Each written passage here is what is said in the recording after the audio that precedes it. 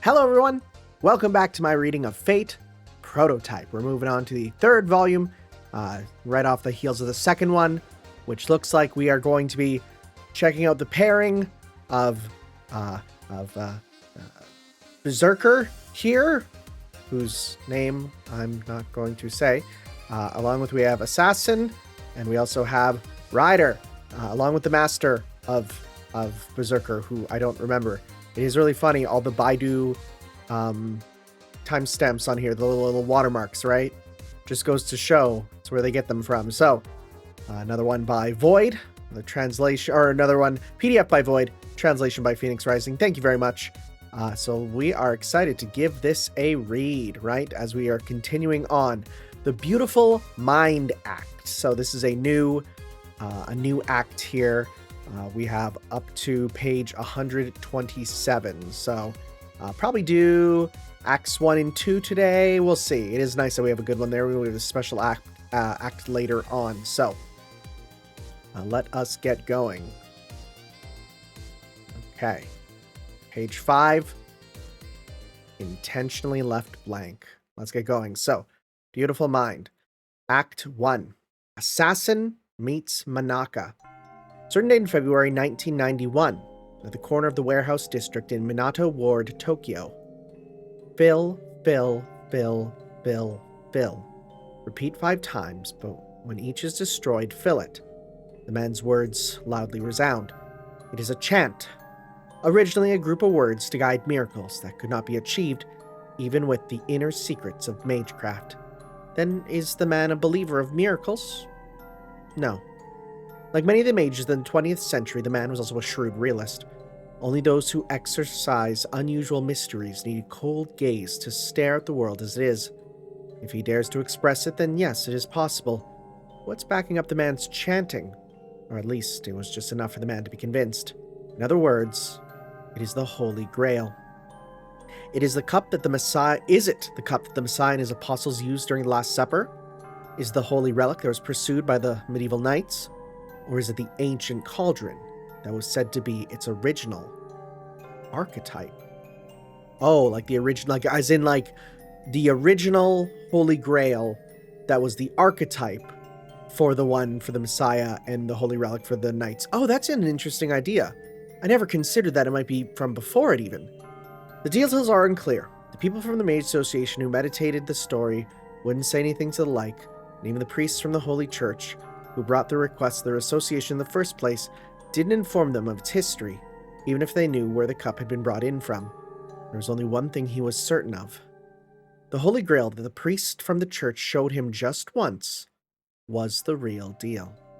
The man clearly remembers even now that moment when he was captivated and overwhelmed by its sheer majestic presence, a brilliance reminiscent of an accumulation of mysteries, and above all, a tremendous amount of mana.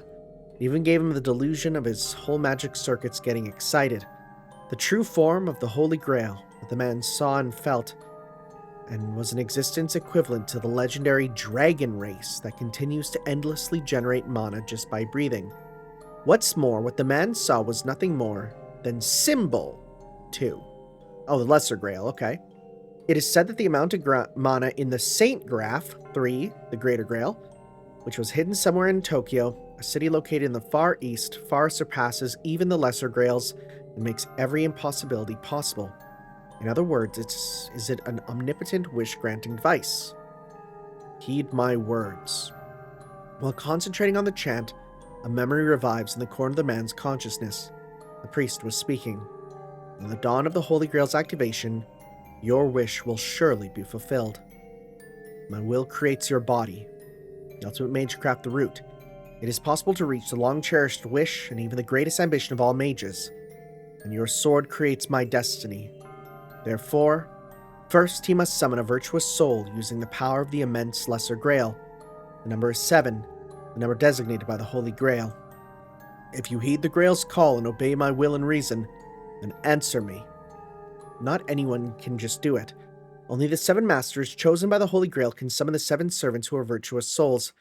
Heroic spirit summoning, truly an unattainable miracle, an impossible mystery.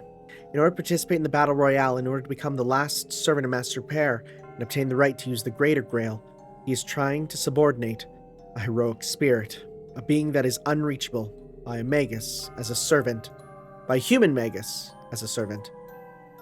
I hereby swear that I shall be all the good in the world, that I shall defeat all the evil in the world. A reverberating spell, a magic ritual that cannot be achieved, a magic circle drawn on the floor that should not be activated. Thou seventh heaven clad in the three great words of power, come forth from the circle of binding, guardian of the scales. However, behold, now the light of Mon is being emitted from the magic circle. Now the shapeless spirit entity is attaining a tentative body through ether. Sure enough, the impossible summoning proved possible here. Before the man who had finished weaving his spell, such materialization was achieved. It was likely one of the first ever servants summoned in perfect form through human means. Its class is Assassin. It was a figure that suited the darkness. It wore a skull mask. And it had the figure of a young, vivacious woman. Now, we've seen her a lot. Yep. She's not wearing that cloak that we've seen in the first part. Interesting. I wonder if that changed later or something. Servant, Assassin. A heroic spirit summoned into the class of Assassin who excel at infiltration, reconnaissance, and maneuvering. They boast a high degree of agility, but do not have high performance in their other parameters. First of all, you face enemies like Saber, Lancer, and Archer, the three knight classes directly, then it will not go well. Naturally, the tactics you can adopt are limited to surprise attacks. However, Assassin in a surprise attack exerts a terrifying ability. It is the presence concealment skill that makes it possible. As a prerequisite, servants basically possess a high sensing ability.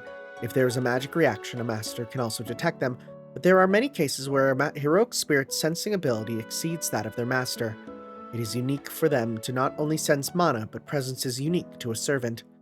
However, Assassin's presence concealment negates their sensing ability. Please note, this is different from the disappearance of presence due to spiritualization. With this skill, Assassin will launch surprise attacks at will while maintaining their body. To sum it up in one word, it is a miracle. It is very difficult to respond and deal with them. A servant who is supernatural and equal to a reproduction of a myth will sometimes be able to respond to a sudden surprise attack. But what about a master themselves? Although their attack and defense performance is not as good as the three knights, a heroic spirit is still a heroic spirit, but a magus cannot hope to defeat Assassin. In an attack that targets the master, know that Assassin is the strongest. On record, the Assassin in the First Holy Grail War slaughtered 3 masters. This is a strict fact. If you are worried about Assassin, then you must always wait for your servant. However, this is a bad move overall. Fear Assassin. Be one of the most powerful heroic spirits if used correctly. An excerpt from an old notebook. It's the best. The man who successfully summoned a heroic spirit, which should have been the first in history, described this moment as such deep down. It's no wonder he was screaming cheers without knowing it. The history of the Jinga family, which was his only family, is not futile, and in the Far East, which is registered as the next generation in the world of Magecraft, have acquired the strong feeling that accumulated of hundreds of years of history was meaningful in itself. The summoning process itself doesn't take much skill, but it is still the first large historical magic ritual taking place in Tokyo, so it must be due to the Jinga family. He was found to be a master fit for the Holy Grail War, which is a conflict over the Holy Grail. The man laughs. The man laughs. After that, he cheered loudly, with the same or more excitement as his earlier spell. I did it. I did it. How long did he continue applauding himself? A few seconds? A few minutes? Shouldn't have been more than 10 minutes, but the man at that time was completely out of touch. Despite correctly recognizing that the achievement of the first ever heroic spirit summoning was due to the Grail's own power, it was such a great joy to him. The man, Seiji Jinga, was a magus. He was a thin man. Or is he regarded by his sharp acuity, or by his pale, thin features? That impression will change 180 degrees depending on the viewer. What about him at this moment? I did it. In the Far East, he was born and raised in a family lineage that was relatively old and suitable enough to be called a prestigious family. In his early 20s, he inherited the position of family head from his predecessor, along with their magic circuit, although it was a request from the Holy Church. He was a magus who held the skill to be selected for a citywide magecraft ritual that was equal to sponsorship for the Mage Association, the center of the magecraft world. He was not always happy with his ancestry in his 20-odd years of life. Although they're a prestigious family, it is only relative. Their scale is different from that of a genuine one, like the Raricon family, and their influence on public society is small. Moreover, the Far East is considered a backward frontier in the magecraft world, and is in fact far from the level of the London-based Clock Tower, the Mages Association, meaning it is far from the root, which is the greatest mystery and the pinnacle of truth and magic. While studying alchemy, the magic of his family, and inheriting the magic crest, the man called Jinga was always irritated and thirsty. Is this right? Will he, like his father and grandfather, just live dreaming that his future descendants will obtain their ambition at the end of their diligent studies and inheritance? No. He was different. He was chosen. What he felt so far must have been no more than impatience, craving, no, ambition. He didn't know the history of the Grail brought into Tokyo. And it's not as if he swallowed the slogans. The activation of the Greater Grail is proof of a miracle. Therefore, we will demonstrate its miracle with the cooperation of you mages. We will not thwart you from achieving your long-cherished wish by using the omnipotence of the Grail. Solemnly spoken by a bunch from the church, but he got on board anyway. The attitude of the Mage Association messenger was unforgettable. Courteous, but rude. Did the Clock Tower see the Magecraft ritual in the Far East, the Holy Grail War, as a poor planned approach to reaching the root, or something to be recorded just in case? The truth is unknown, but it was clear that they despised him, the man called Seiji Jinga. However, a heroic spirit, no, it showed itself to me as a servant, to me of all people.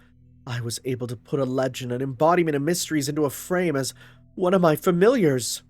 Surely and steadily, he took a step towards the Greater Grail. He hadn't received notification from the Holy Church that other magi had successfully summoned their heroic spirits. Then, as he suspects, he's the first in history. He was probably the only one in the world who was the first to perform a perfect heroic spirit summoning. I will do it. His determination overflows from his lips with his excitement. I will slaughter the other 6 masters and servants. I will find the Greater Grail hidden somewhere in Tokyo. I'll obtain the Grail with these hands, and take the root, the long-cherished wish of all mages. A shout of cheers. His voice shakes the dark warehouse. Inside the warehouse, where all the inner cargo was emptied and abandoned except for Jinga, there was only the newly summoned assassin now. He had no collaborators. He never called any magi who were close to his family to Tokyo as his force. Jinga recognized that the true nature of the Holy Grail War was a solitary battle, a struggle I should do all by myself. That is why he has already poured in all of his family fortune. He needn't worry about how much he shouted inside the warehouse. He purchased all the cargo inside the surrounding warehouses and modified them into his own magic workshop. The area of the Minato Ward warehouse district is now the territory of Seiji Jinga. If a magus steps into it, he'll kill them. Even if a heroic spirit comes to attack them, he'll turn the tables on them, with himself and this woman. A servant. Eventually, he recognizes her. His partner who is magically bound to him through the summoning, a heroic spirit who achieved materialization, and the servant who was the key to the Holy Grail War and his greatest fighting strength, had the form of a young woman. The moment he realized that, sudden emotions passed through Jinga's mind. Heroic spirits are extremely powerful beings, far surpassing human wisdom, myths, and legends, reappear and freely exercise their mysteries as if they were child's play, such as those exercised by the Magi. Therefore, even if it was a young girl, she can't just be a woman. A woman. Yes, he thought. His heart was pounding. The core of his body became hot. It was a reaction he had no knowledge of after living alone for more than 20 years. Or maybe he wouldn't have reacted at that moment if he hadn't actually had the best excitement in his life with the fact that he had summoned a heroic spirit. Perhaps he could afford to calmly observe the woman as the embodiment of a paranormal mystery. But that didn't come to pass. He was interested in her. To put it bluntly, Yes, he desired her, for her youthfully tense body, her age. Is she in her mid-teens, late teens, or... He was head over heels for the woman's young and supple figure, for her well-proportionate brown limbs, for her body that was covered by a perfectly thin black robe. He didn't see if she was trained for battle, but he was fascinated by the woman's body, which was filled with intentional femininity. Sadly, he wasn't one to touch the sword and risk his life with a blade. You're my servant, right? Seiji Jinga didn't notice that this woman is unmistakably a warrior. Her body, her black, thin silk, they were nothing more than a woman's weapons. You answered my summons. You came in order to grant my wish, right? Yes. It was a voice as if she was enduring something, and she was suppressing something. It was a woman's voice. Jinga recognized that the woman was also lustful. Then, you acknowledged me as your master, yes? Yes. It was a quiet, obedient voice, as if it was enduring something. It was the woman's voice. Jinga realized that the woman was waiting for him. I'd like to know your name. Tell me. My name. So you don't know it. It was a terribly calm voice that seemed to realize something. It was the woman's voice. Her facial expression was covered by a white mask, so he couldn't peek at it. It hid from her eyes to her nose. However, given the contours of her face and the well-shaped lips, couldn't help feeling certain she had a beautiful face. Jinga imagined the woman smiling seductively behind the mask. I am the one who was led to the class and name of Assassin. I see. He nods while loosening his collar. The woman is seeking him. Then he must respond in kind. I'm the one who kills all life. I see. He approached the woman step by step and nods. The woman is anxious. If she is, then he must comfort her. I am one who can only kill. Even so, is it okay if I serve you? Of course, he whispers while reaching for the woman's cheek. The woman is at a loss. Then he must guide her. He had met her, his destined partner. So what else is there?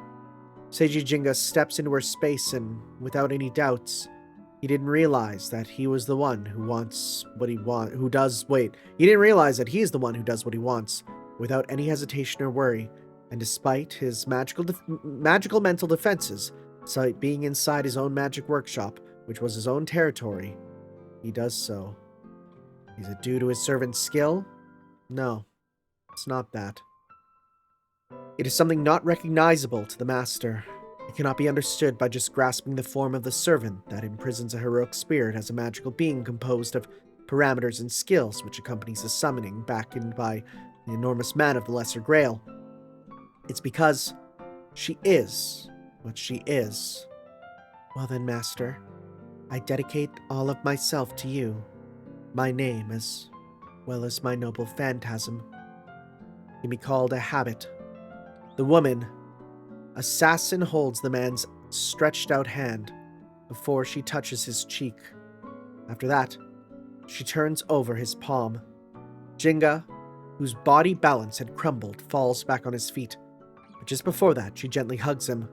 As a result, he was being held by her from above when she propped her knee on the floor. Hey! Faster than he could say, what are you doing? The woman cuddled close to him. Beyond his gaze, there was the woman's face directly above Jinga. The woman's fingers touches his cheek and his casually stretched black hair. I want this woman. No doubt she's been mine since the moment I summoned her. We walked together for the sake of our ambition. What is my ambition? No, I just want to kiss her now. Yes, he thought. In that moment, their lips overlap. It was a first for him. It's not that he had zero relationships with the opposite sex, but even so, he can assure that he had never tasted this before. The organ for vocalization, his mouth, his tongue, was plugged up, so he moaned with his throat instead. It was a sweet moan. She had soft lips. It was a hot kiss. Yeah, dude's gonna die super hard for multiple reasons, one of which is that we're not even seeing what he looks like. He quickly became intoxicated. Everything becomes hazy. His consciousness and thoughts become dull. His ambition, long-cherished wish, family lineage, mage's association, the Holy Church, Holy Grail, Greater Grail, Lesser Grail, heroic spirit, the summoning, ability, noble phantasm.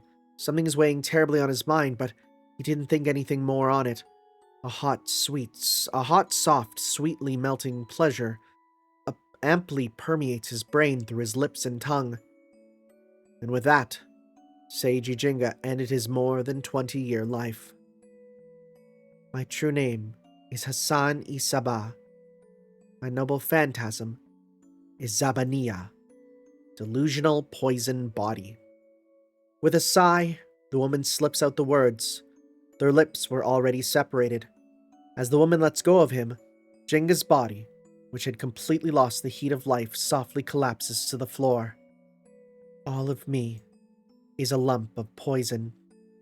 Her nails, skin, body, bodily fluids, everything is poisonous. Everything is a blade. Everything is death.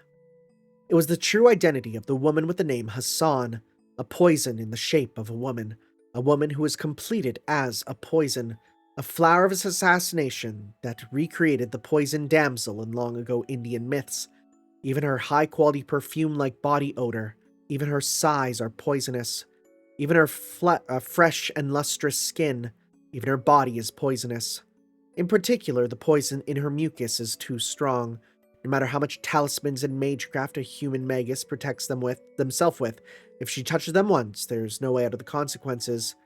Even if they are a heroic spirit, if they receive the death kiss twice, they will meet the same end. In other words, meaning death. The woman was a warrior. To be exact, one who continues to take lives in the darkness, as determined and as ordered, following her own way. As she stares at her master, who has collapsed like a marionette with its strings cut, the woman exhales. Deeply, deeply heartbreaking. Heartbreakingly, rather. If there were living things around, then her poisonous breath would have stopped their movements. After doing so for a few seconds, the woman leans over her master's corpse.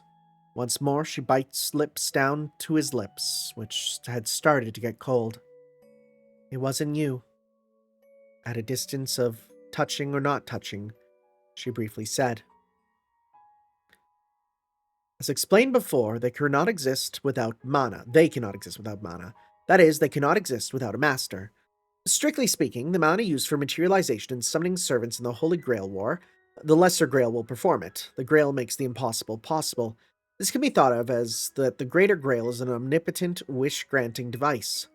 However, the servant's physical maintenance after being summoned and other sequential consumption due to combat actions, etc., the Master will be in charge of all of these mana activities. Speaking further, the Master becomes a custodian to this world for the servant. The summoned heroic spirit remains in the world with their Master, who is a human of that age, as a keystone. After all, they cannot exist without a Master. Then what if they lose their Master? Many disappear immediately, depending on the original nature of the heroic spirit. When the Master is lost, the servant loses their custodian and vanishes from the world. If they have the independent action skill, they can maintain their body for 1 to several days, but the independent action skill is a special characteristic of the Archer class and does not apply to servants of other classes. However, exceptions do exist. It's possible for a heroic spirit who had performed suitable deeds of long-term solo infiltration in their anecdotes, myths, and legends to possess the independent action skill regardless of their class. Therefore, you should never let your guard down even after killing a master. By consuming a large amount of mana, or further exceptions are, by consuming a large amount of mana, they can suppress the dispersal and maintain their bodies. One example is the replenishment and maintenance of mana by feeding on souls, which was described earlier. As mentioned earlier, feeding on souls is not expressly forbidden for us magi. However, if it is done excessively, it will easily lead to the leakage of mysteries. When the exception of exceptions occurs, there's no other choice but to take appropriate action promptly. An excerpt from the old notebook. What am I... Okay, so where are we now? Okay, so this is her now speaking. I sometimes I look down a bit more just to see what's on the page. Okay. What am I doing? I, upon materialization with a mind as myself, what did I do before this unlikely event? No. No. What are you doing, me? I, who had materialized, was certainly myself. Different from my lifetime, yet the same as my lifetime. A poisonous flower, the poison damsel, the Hassan of serenity. There was a man in front of me. The man, like many of the men who I've met in my lifetime, sought me. I touched him as I was. I killed him. Again. I killed him, because I thought this time for sure. That is my wish. That is the height of my shallowness. My one wish that was a poison killing all those who snuggle up to me, even if they touch me. Someone who doesn't die, doesn't collapse, and smiles at me. Was I hasty? Even before obtaining the grail, if this person could... Or perhaps... Am I going mad? There shouldn't be any creature who can touch me and keep their life. Even if they were a tough, phantasmal species, I'd kill it. Now, even more than in my lifetime, my body is poisonous. A noble phantasm. My way of being has now been sublimated into a form as heroic spirit. Thus, I cannot fulfill my wish. I cannot obtain the grail anymore because I killed him, my master. I already have no choice but to wait until I disappear. I will disappear into the mist and send the memory of my foolishness and regrets to the throne. Even though I have no choice but to disappear, I can't stop myself. I don't want to disappear. I don't want to die. I haven't given up yet. Innocent people. I kill the people who live in this far eastern city. I kill and I kill. I touch the man who sees me and approaches me. I touch him and kill him. 1 day, 2 days, it's already been 3 days. While murdering people, I maintain my temporary body. While devouring souls, I maintain my tentative life. There should be no hope anymore. I'm thirsty while seeking something. I hunger while wishing for something. Is it mana? Is it food to keep myself in this current world? No. No, it's not something. More like I'm definitely seeking someone. I will keep killing them. Tonight, too. I will keep standing on the street corner. Tonight, too. I will change my figure with my ability. At best, only my clothes. In the crowd, men with tired faces call out to me. I smile. I'll do my best. While hiding slight emotions, I hope that the men I kill from now on are at least dreaming until their final moments, but... I wonder why. The men say, "Oh, you're lonely, ain't ya?" It was a rumor. No, I'm not. Of a foreign girl who gently calls out to adults. I'm not lonely at all. It was night. But the girl appears in the city late at night. I'm sad. It was death. So I can't laugh. As her name suggests, she always brings death. Will you comfort me? Like that, while responding to the men's voices as quietly as possible. I'll touch them tonight as well. I will kill them tonight as well. 1, 2. After touching and kissing and killing the 5th man in a small hotel room, I'll head to the front of the station again. I feel like I'm gradually getting to know the nights in Tokyo.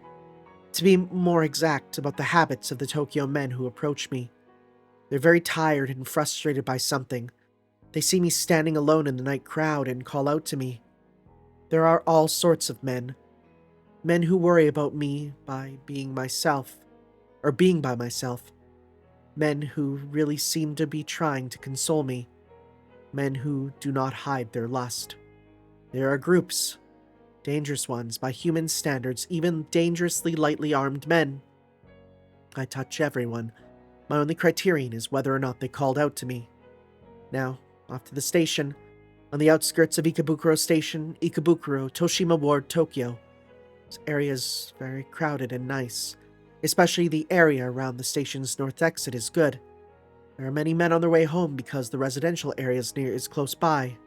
Moreover, there are so many hotels. As soon as I get a call, I go up to a room somewhere.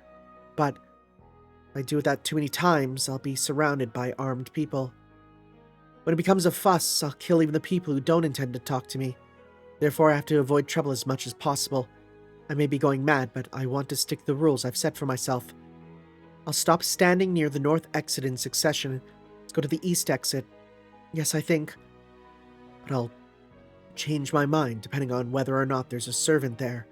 I sense it. 2 presences. 2 heroic spirits are clashing right now near Ikebukuro Station. From the direction and distance, they're probably near the Sunshine 60 building. Run away. Yes, I should have thought. I can't participate in the Holy Grail War anymore.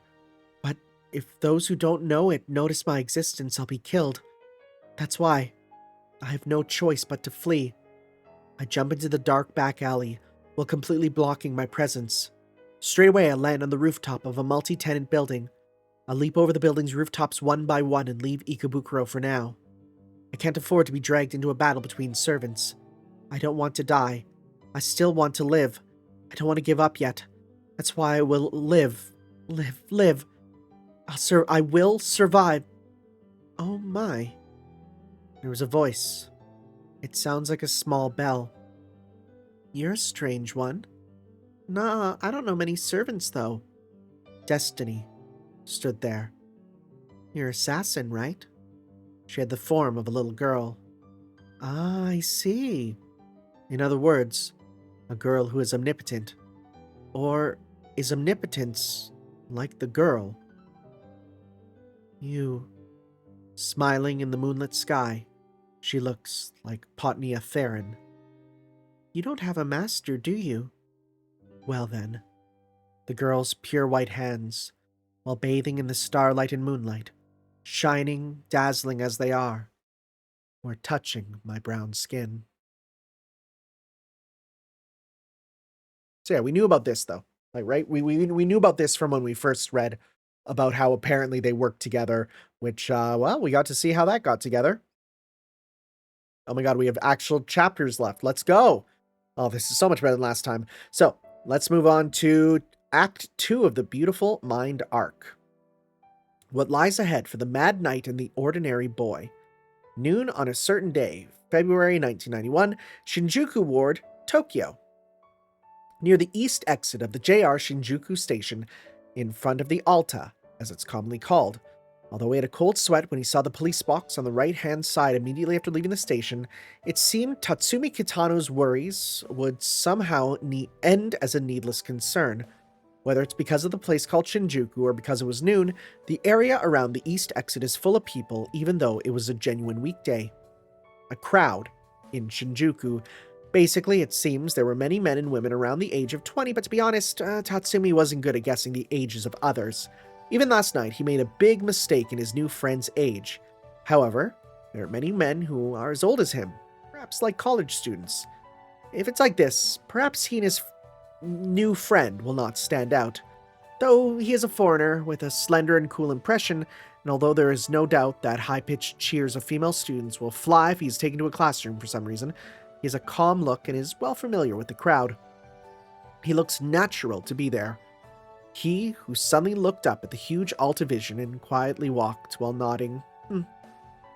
Surely, he's getting familiar with it. Even so, he has a neat appearance and his kind and gentle green eyes. If they notice him even once, their eyes will stop. See, even now, young women who are passing next to him are making an impression that says, if you don't have any plans, I'm always looking. But regrettably for him, they were walking beside the JR railway tracks where hand-drawn movie signboards were lined up on the wall in the direction of West Shinjuku. Even if you think you understand it in your head, it's still surprising. Oops, he's saying something. Stopping chasing women with his vague gaze, Tatsumi turns to him. Oh yeah, that's true. Foreigners are all eye-catching after all. I'm talking about this Altavision. Yeah, so we got... Okay. Right? These two. This is bad.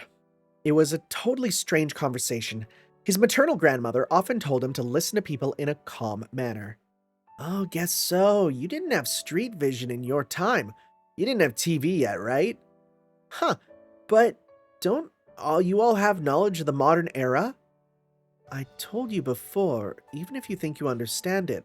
Oh, my bad. Crap, he did it again. completely slipped out. Tatsumi bows while cursing his old bad habits. Don't worry, Tatsumi. It's true, it's a confusing feeling. My bad, really. So, how is it? Shinjuku. As you said, we came to a place full of people. Yeah, I saw something good. Some things look different, but the people haven't changed.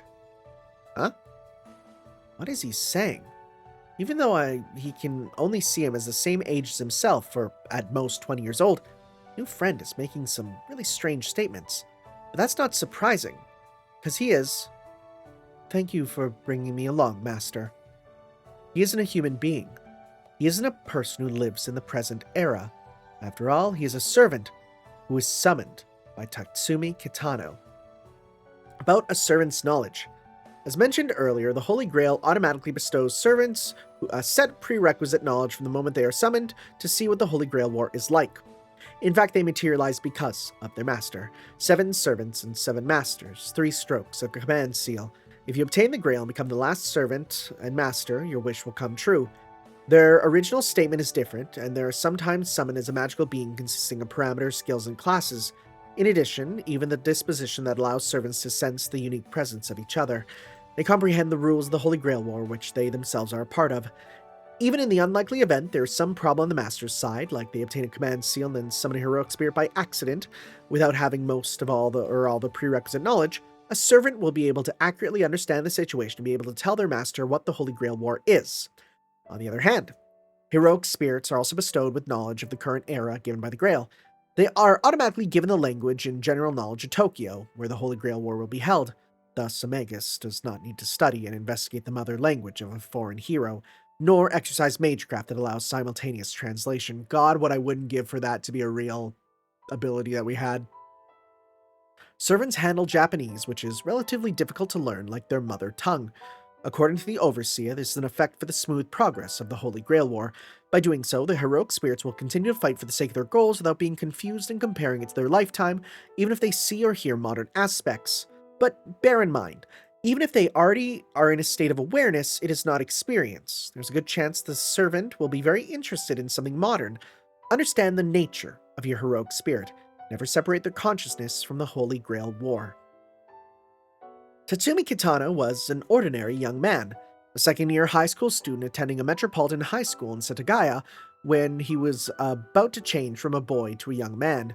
His grades were average. He was average in sports too. The girl he likes is a classmate who sits next to him and smiles at him once every 3 days. His hobbies were bird watching and reading. Yes, he was confident in reading books as they were, even if it did not reflect in his grades. However, he didn't know the truth of the world. Everything was average. He didn't excel at anything. At best, he was good at photographing and observing animals, as the animals caught behind the viewfinder of his single-lens reflex camera, and binoculars happened to stop moving for a strangely long time. However, on a certain day in February 1991, 2 days ago, counting from the moment he was walking with him in Shinjuku, he did something unusual. Or rather, it found him. He had seen that his standard scores were just in the middle of the printout with the results of his nationwide mock test written on it, and realized that he was not a very special person. When a box of mementos, some keepsakes of his maternal grandfather who died at the end of last year, were sent to him from his parents' place. Yes, the only difference from his classmates was that Tatsumi had been living alone since spring in a small apartment in Setagaya. His mother and little sister went with his father, who decided to transfer to the countryside for some reason, about the impact of the economic bubble burst, and only he remained in Tokyo to prepare for exams. He didn't expect anything from the items sent to him. He didn't expect such things like proof he was a descendant of a great person whose name appeared in Japanese history textbooks, or a work of art that could be ridiculously expensive. If it was a few years ago when he was indulging in anime and manga, which he had completely graduated from now, he might have dreamed of inheriting something like a gem or a sword from a myth or legend, and it would trigger the beginning of his days of dizzying adventures. An old photo, an old book, an old fountain pen that's out of ink, and something like a journal that describes when he was serving in World War II. One by one, he checked out the items left by his grandfather while reminiscing on his memories. What's this? A black notebook that was different from the notebook, which was in which the days of harsh wars were indirectly spelled out. There was a strange list of letters here. Maybe it's just because he liked to read some occult books that made him think it was like a spell. Maybe it was a hereditary trait he has in his body now that he thinks about it. In any case, Tatsumi read out loud the passage. Even though there was no magic circle, the words did serve as magecraft. He saw a light. Although Tatsumi thought for a moment that the coherent light he saw in the special feature of nuclear technology in Science Magazine, which was different from an electric lamp, flame, or the sun and stars and moon, he had some faith the blue light was of a different nature. And then he appeared. His new friend, a foreign male who seemed to be a little older than himself.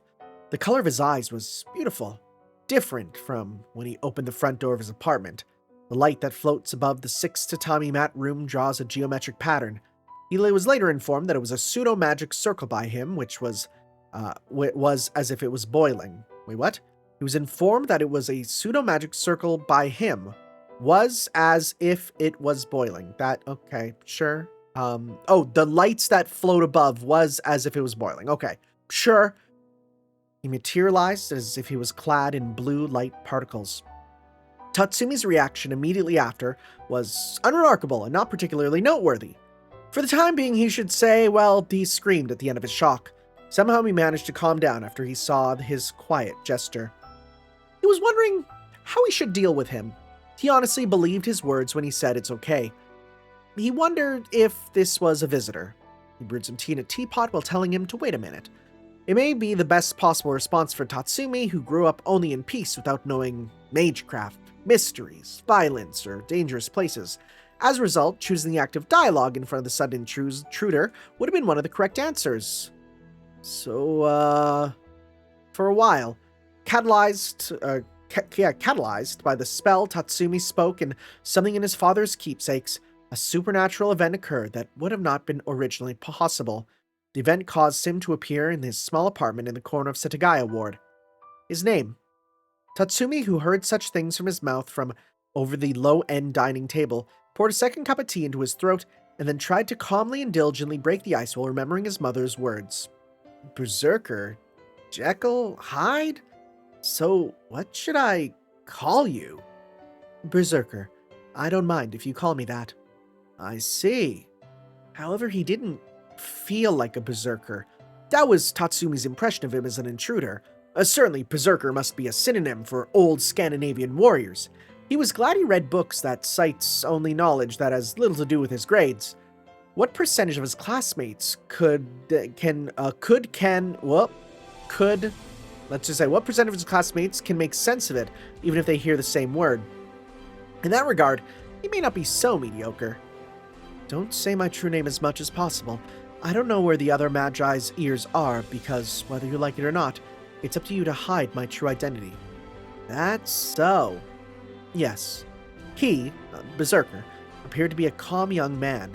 Like a foreigner, he was sitting directly on a floor, which seemed a little difficult for him, but he sat cross-legged on the tatami mat as if he was properly taught to, and replied to his words while staring straight into Tatsumi's eyes. If he asks, he will answer. Yep. Not much to say on this art. It's just him just standing around there, right? Just sitting with his tea. Tatsumi was convinced that he mustn't be a robber with a special scheme in mind. There'd be no merit in rushing into a high school student who's living alone's apartment, knowing that there is obviously no stuff or money, and above all else, his eyes. He didn't feel like he was telling a lie. Not because he was alluded to his grandfather's keepsakes, but intuitively, Tatsumi was reminded of his father's clear gaze, who had passed away only last year. They were somewhat similar to his. They were quiet eyes that spoke only what he had witnessed, unlike the words that were trying to steer other people with some objective. True name, huh? True name, Jekyll. Or rather, the anti-hero, Hyde. Berserker had told him that both were his real names. Naturally, he knew of them. They were names of a main character in an old overseas novel.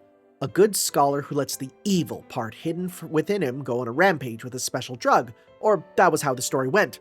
The name of the scholar is Jekyll. Hyde is the one who claims to be the villainous personality who appears with a drug. Both are strictly the names of the same person. It's typical for characters in a novel with a special disposition to have them, whereas a real person doesn't normally have two names. I can think of a few people that do, but okay. Even so, Tatsumi wasn't lying. I didn't think he was lying. If so, then is he...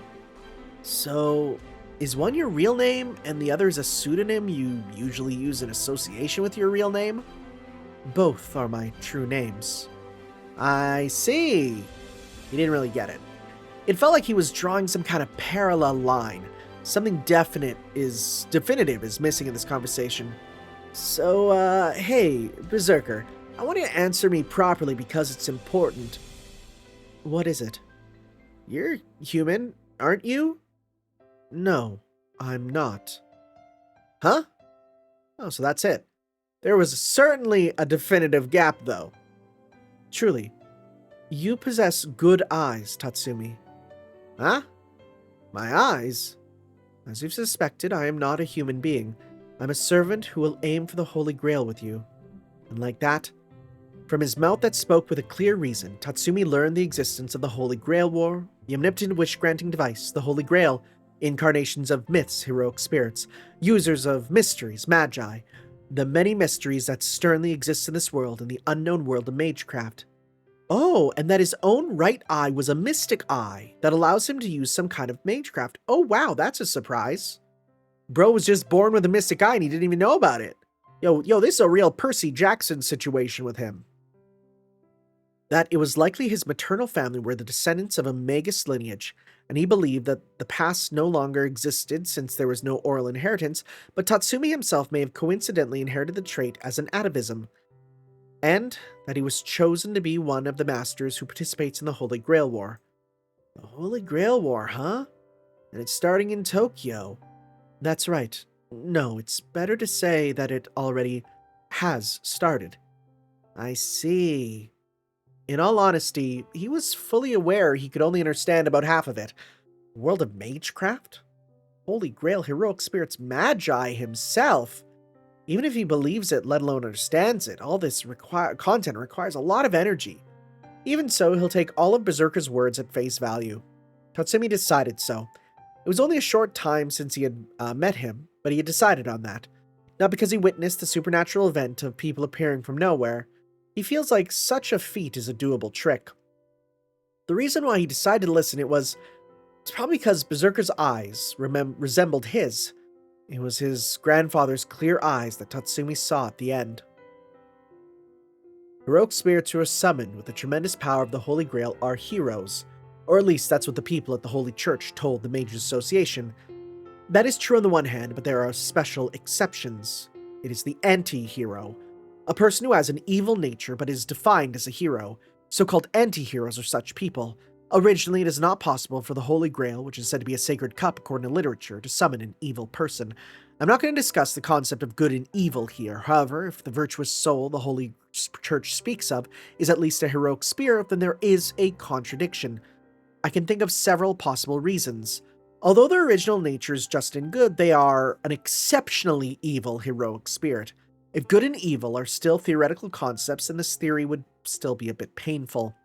Or to speak of another possibility, suppose the Holy Grail doesn't guide only virtuous souls after all. Then, it would be reasonable to have anti-heroes mixed in with the righteous heroes. The men from the Holy Church would strongly reject this supposition, but if I were to borrow their words, the Holy Grail is completely good. They would declare. Therefore, if an anti-hero should appear in the Holy Grail War, the former theory must be correct. But if they told it to us Magi that way, the words they swear to the God they serve, are absolute to them. Therefore, I have no choice but to place my trust in them, but there's a strange uneasiness. I didn't get any divination from my astrology, it's just an indescribable anxiety is now in my heart. Alright. Shinjuku at night. Keio department store rooftop. Tatsumi brought him here, saying softly that he wanted to see the sky. He remembers coming to this place with his parents and little sister, who was still in Tokyo when he was a little child, as if he hadn't moved up to middle school. Yes, it was a clear memory. Perhaps it was a mother who said, if you live in Tokyo, and as if the night had disappeared, then you strangely wouldn't look up at the night sky as much. The countryside where his grandfather lived, as well as his mother's hometown, was located in a small village in a mountainous region with deep greenery, and at night a starry sky as far as the eye can see appears. who thought it was awesome he thought it was awesome in his childlike mind. So maybe because of that, when he came to the department store rooftop, which was close to the sky, young Tatsumi would intentionally look up at it. Even now, like this. Well, for you, the stars are there. They shine beautifully, if not as much in the countryside as where his grandfather was. Now, which one is the winter triangle? He mutters while exhaling his white breath. When he turned his gaze back into the sky, there was a terribly nostalgic scenery there. A play facility that was like a small amusement park, which is typical of department store rooftop. KO's Sky Playland with several rides for children. Past 5 p.m., so it was already closed. So there are few human figures. Contrary to Tatsumi, who was sitting on one of the benches close to the fence, he, Berserker, turned his cool eyes towards the starless night sky. What was he thinking? Are the stars he sees different from his homeland, or rather, the English capital city of London, where he lived in his lifetime? Or did the stars look different in the northern and southern hemispheres? 2 days ago, I told you the night we met. Huh? I am certainly a character in a story told as a novel. To be precise, I am the person who became... Whoop. That weird went away. To be precise, I am the... Well, let me try this again. I am certainly a character in a story told as a novel. To be precise, I am the person who became the model for it. No, I am what the human who transformed into a heroic spirit after his death was, and something who was guided to you in the form of a servant and you by the Holy Grail. They were certainly the words he heard on that night 2 days ago. Tatsumi held his breath, held the same deep emotions at the same time. That is, it's so confusing. I'm sorry, but it is the truth. I used to be objective when I was a scholar in my lifetime, but now I have the most certain objective facts. I can assure you, I'm a servant and not a human. Oh, it's okay, I believe you. You're a servant, not a human, and you came to do this Holy Grail War thing with me. That's right. He nods as he turns from the starry sky towards him. He was a handsome man. Mr. Jekyll, who he read about in a novel, felt a little older than he appeared, but when he replied, he said, servants are not necessarily limited to the appearance from when they died. It awfully seems like that. I am a human from the last century, the 19th century. I've heard this already. Yes, I've said it. That's why I wanted to see the citizens, the people who live in the 20th century. I knew what kind of society and customs Tokyo has in 1991 with the information granted to me by the Holy Grail. I heard that too. Oh, that's true. And I became aware of it today. People haven't changed. Same with the city. It's a place where many people enjoy their lives. As he said it, Berserker smiled for some reason. He has a kind and gentle expression. He's sure it'd be nice to see this. He's sure it would have been nice to see this smile on the passing women, who were constantly looking back and whispering not only in front of Alta, but throughout the night. Tatsumi vaguely thinks it's a waste to point it only towards himself on the roof of a department store where there was nobody around them in the middle of the night. Why does he smile when his new friend, who claims to be the same person as the protagonist of a novel, materialized by surpassing time? Are you satisfied? Well, then I'm glad too. It was worth the effort to skip class on a weekday. You have my gratitude, Tatsumi. No, does this mean you're thanking me again? It's true that I'm grateful, so let me say it. A strange turn, what is it? Berserker said to Tatsumi, who actually tilted his head after tilting it inwardly. His impression remains quiet without changing his tone. However, there's little enthusiasm somewhere in there. No, surely it's with determination. Even now, I still regret it. Even if it was derived from an experiment using my miracle drug, my own life couldn't stop the Hyde within me. The fact that we already had a lot of victims when I stopped him in exchange for my life. Sincere. Serious. It's not like he was raising his voice at all, but they were heart-rending words like a scream. It wasn't an atmosphere where he could interject too much. So Tatsumi silently accepts his gaze and words. I am a powerless servant. Using the miracle drug which appears as my noble phantasm, my madness enhancement, I actually think it's closer to bestialization. But whatever, there's also a big difference from ordinary people in not revealing my nature as the anti-hero Hyde. Instead of not having the unique presence as a heroic spirit, no skill is activated and my assigned parameters are not exhibited. Briefly, he pauses. It was a story he heard the night before. Therefore, even if I walk around outside materialized, the enemy will not detect me. I am powerless. It's difficult to exert my strength without going on a rampage. I'm not sure I'm the right person for the Holy Grail War, which will probably unfold into a battle to the death as we probe into each other's identities. Even so, I wonder. I still want to relive the regrets smoldering in my heart in this city where people live without change as the time and place I once lived in.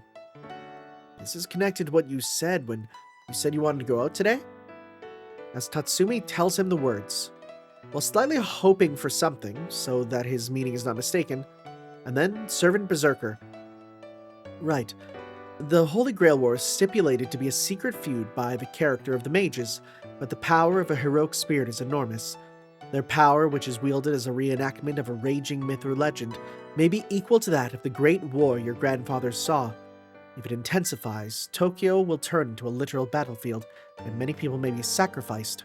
That's why he smiles, while keeping his eyes serious and sincere. However, while only changing the shape of his face to a gentle one, he said this. That's why this time, I want to be a hero of justice, from the outset. And then... oh. In the past, Tatsumi was a hero of justice. With the power of justice given to him, he'd face off with evil monsters and organizations that threaten the city and throw lots of people into fear by transforming or boarding giant robots, and continue to protect the peace of the city and its people, like other boys the same age. The days of his childhood. The past that protected the absurd world. For example, when he was innocently playing at KO Sky Playland. He did so until the lower grades of elementary school. It's a memory of the distant past now, so he doesn't think really back on it, and doesn't really try to recall it because it's too embarrassing to try, but certainly he was a hero of justice. Identifying himself with the masked heroes he saw on TV, he would use his neighboring friends as the leaders of evil organizations and monsters. Naturally, he must have had roughly the same number of times where he had to stand in the way of the hero on the evil side instead. Childish make-believe. Interestingly, his little sister kept tagging along saying, I want to be with my brother, would mainly play the hostage, as he kept saving the world and attacking the world until the sun went down. Was it fun? It's more proper to say that he doesn't remember it well. Along with other memories of his childhood inside Tatsumi, they were all vaguely contained into a fun past where he played with everyone, so it wasn't clearly sorted into whether it was fun or not fun to pick up stuff that only focused on things related to heroes of justice. There was only one thing. There was one thing that he remembered by overcoming his embarrassment. Hey, big brother? Yes, it was when his little sister called out to him. It strangely happened when they were in the middle of going back home by walking along the Mariko River after going out and playing. Two of them were holding hands side by side towards their two-story single-family home, which was very close to the apartment he was currently living in. She was smaller than a child her age, but now she was much taller and could cheekily claim, maybe I'll surpass you next time, big brother, but his little sister would usually tag along with Tatsumi to the places he would go play. On the way back, they always walked hand in hand. He was told to do it by his mother and father, and even if they didn't reach out to her, his little sister would willfully hold his, as if it happened naturally. His little sister at the time was the one who talked a lot, so on the way back, he would usually talk about something and his little sister would just nod and say, yeah. That's why he clearly remembers it that time. He can recall it. A while ago, when Nori did that bad thing, he didn't remember the details. However, it must have been after playing with his classmate, Norimitsu. Norimitsu is a villain, a vanguard of evil who attacks Tokyo. On the other hand, Tatsumi is a hero of justice, a cyborg who fights against evil or something like that. And his little sister who was just the hostage as usual, who was a little scary. He didn't know what made his sister say that.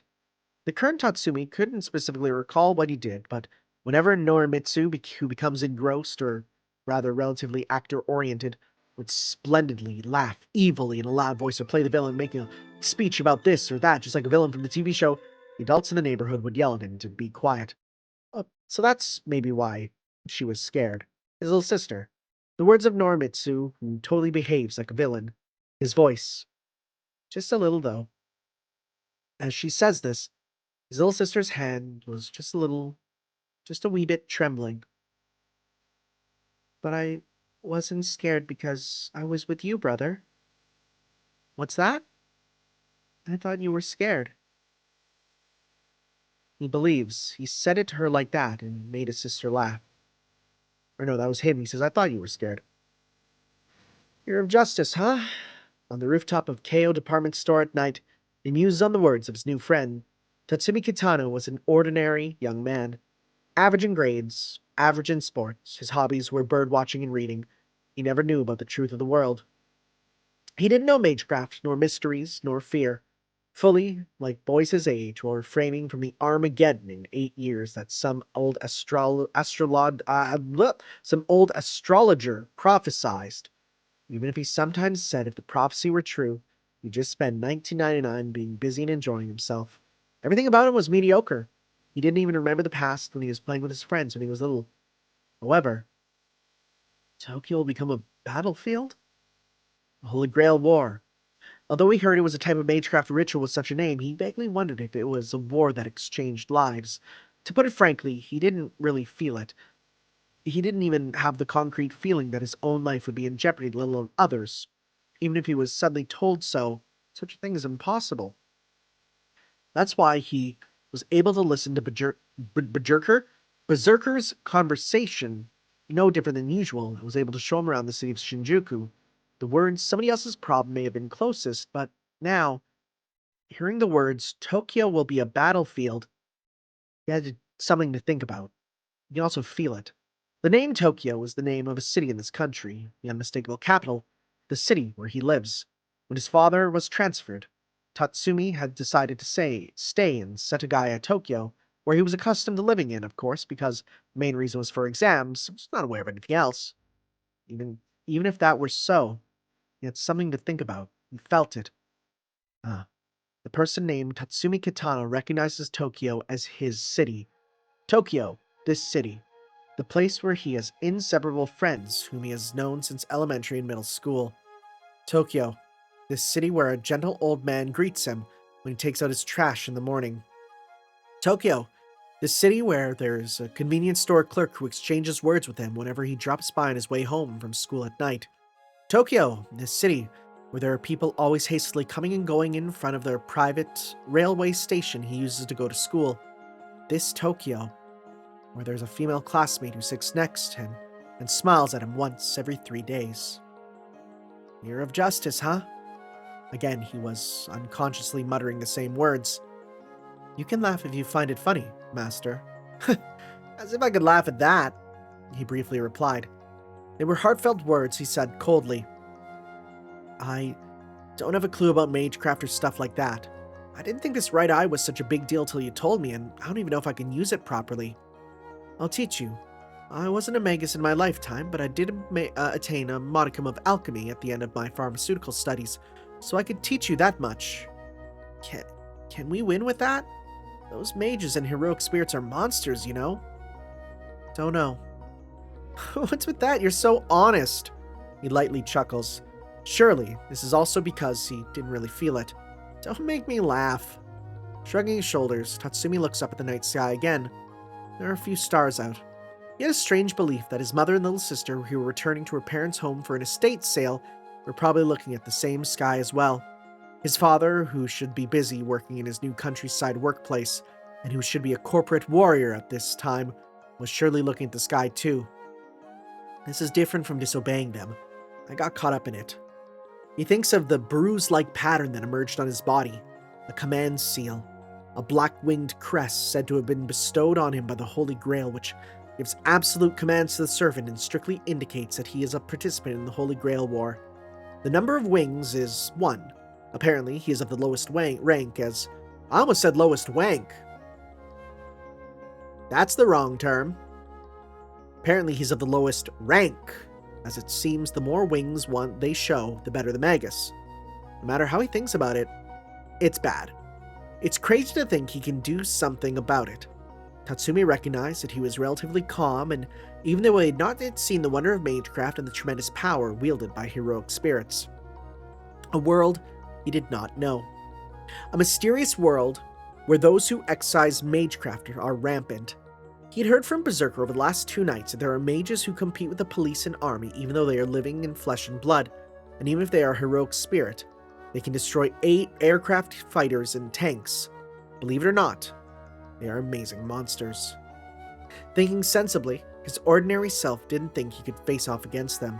Him, couldn't even beat trained police officers and soldiers? A second-year high school boy who quit karate class in half a year and at best saved the world only in the childhood games of make-believe.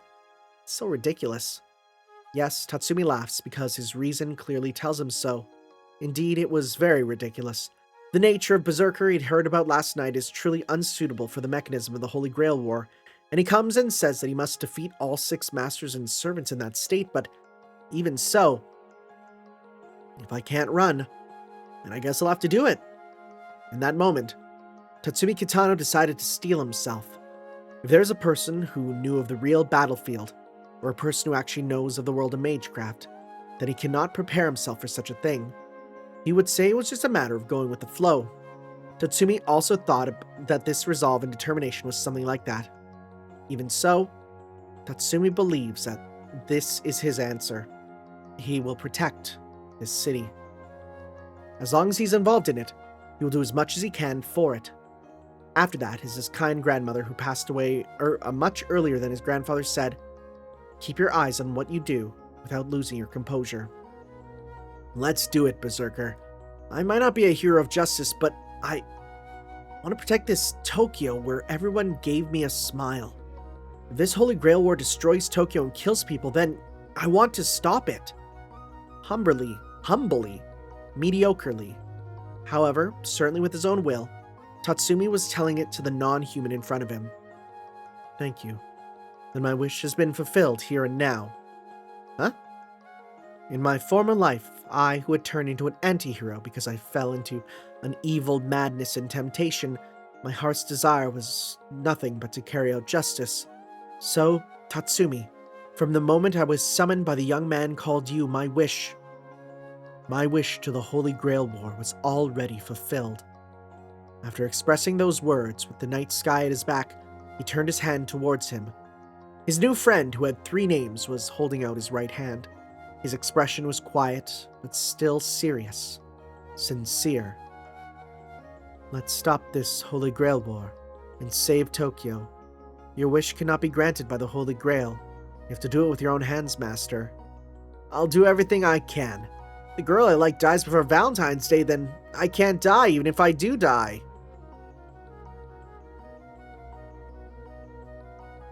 I'll do everything I can. If the girl I like dies before Valentine's Day, then I can't die. Even if I do... Okay. Oh, you're just an idiot. Saying it daringly lightheartedly, Tatsumi also holds out his right hand. It was an oath under the starry sky. Somewhat different than an exchange between a proper servant and master. An oath of the new friends, resolve and determination. Yeah, look at them. What good friends. Okay. I think that's a good place to call it. So, thank you guys for joining me for this reading. We'll be continuing on with the next chapter here. Chapter 3, Act 3 rather. I'm going to pop down a bookmark. How do I do bookmarks on this? Bookmarks, add. There we go. Sounds good, guys. Thank you for watching. We'll continue with some more of Fate Prototype Volume 3 next time, guys. We continue on with a Beautiful Mind arc. Ciao. Yo.